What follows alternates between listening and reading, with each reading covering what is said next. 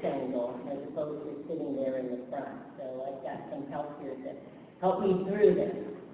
So let me begin first by saying thank you to each of you for sharing with my Bob's life celebration today. I think he's smiling down on us with that big, beautiful smile of his. As I reflect back about 3 years ago, Bob and I went to a funeral where a wife eulogized her husband and described him as a genius. As I listened, I thought, if that were me, how would I describe my Bob?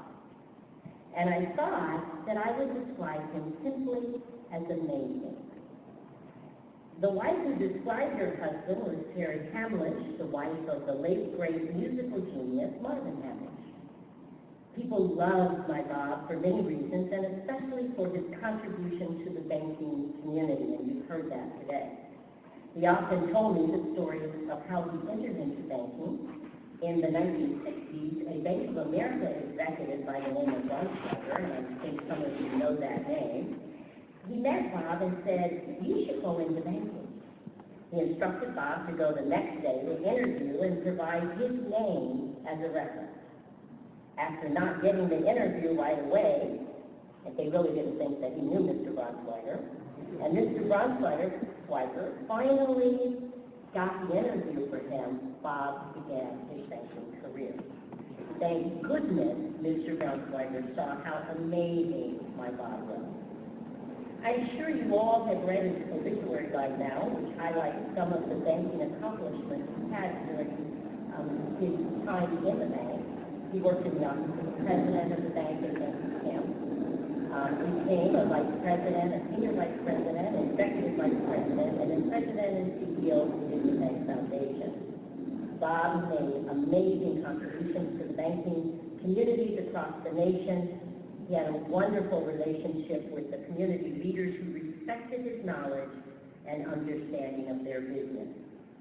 So you see these 3 photographs that we have here. First of all, Bob was a lover of cars, and most of you know that. He had many cars over the years, and his first car was a 1951 Ford. I have an old photograph of him in front of the car, thank you, Al, with his arms crossed, and he was very proud of his first purchase.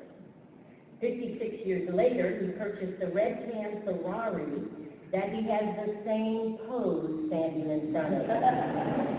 And then 60 years later, he bought his Ford Porsche. My amazing Bob worked hard to obtain the cars of his dreams, especially after his humble beginnings. In the second photograph, you'll notice Bob as the dapper, the one that's over there. He's a dapper dresser and a lover of the classic martini. He was a lover of the ideals of the fictional character James Bond, the way he dressed, and especially the fast cars that Bond drove. Bob was again amazing as he became our James Bond.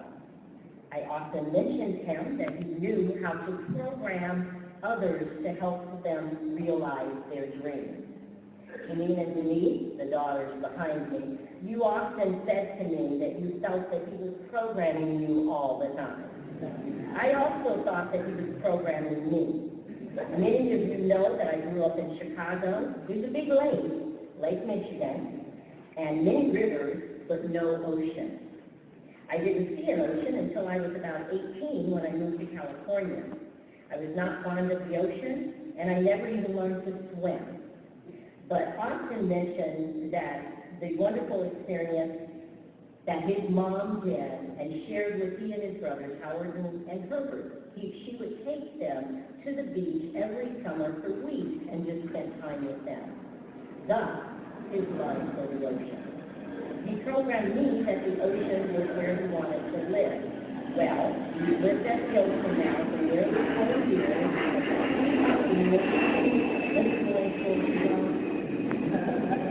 My third and final portrait, this one that I just love, is of Bob with his happy-go-lucky smile. When Bob showed his warm and infectious smile that you see, he was truly, truly happy. This photograph is where he was featured in a photographic exhibit that captured who he was. I am so lucky to have so many wonderful years of travel, meeting so many extraordinary people, and being introduced to new friends, all because of such an amazing man. Bob was a very religious man who prayed for 30 minutes every day. I know that he is celebrating now. He told me, Lynn and I, that we would go to the hospital every day. One day he told us, "I saw a beautiful place, and you just gotta see it." He told us that. As it relates to our children, Janine here, you are the most like him. He often referred to your very high IQ. So I would say that you are also amazing just like him. Denise, who is behind me, you are his Bobby, who helped him see the fun and laughter in life. Grandson Preston, who's sitting over there, you were his first. He loved you for being his first grandson and for being so healthy and strong and big at birth. Second grandson, Jordan, he loved you for being the independent thinker you are. He always remembers the Batman birthday party you attended when you were in Chicago. Everyone wore Batman clothing. Papa, of course, wore Superman gear. Jaden, you are the intellectual grandson. He loves playing chess with you on your iPad, and he loves the fact that you enjoy looking at beautiful homes and changing them differently in your mind. Papa dreamed of being an architect long time ago, and he told me that you will become an architect and even maybe a photographer. You've got a great photographic eye. Jeff, Jasmine, Jaron, and Elise, he loved you all as if you were his own. Although a tough disciplinarian, he always had your best interest at heart. Jeff, as he gave to guide you, he would never say no to you. He would just talk you through it and hope you would receive the message. Bob and I celebrated finding each other as we both shared deeply held values about life. I often shared with him that no one is perfect, especially us, but we were perfect for each other. This brings me to how I started today. My Bob was an amazing man. I love the newspaper quote recently that read, he understood how to walk among kings and not lose the common touch. Another quote said that he was deeply thoughtful and insightful man who invested himself in others. Bob was truly the love of my life, who I adored more than anything. I lost my life partner, who inspired me, and someone who forever changed who I am. Rest in peace, honey bunch.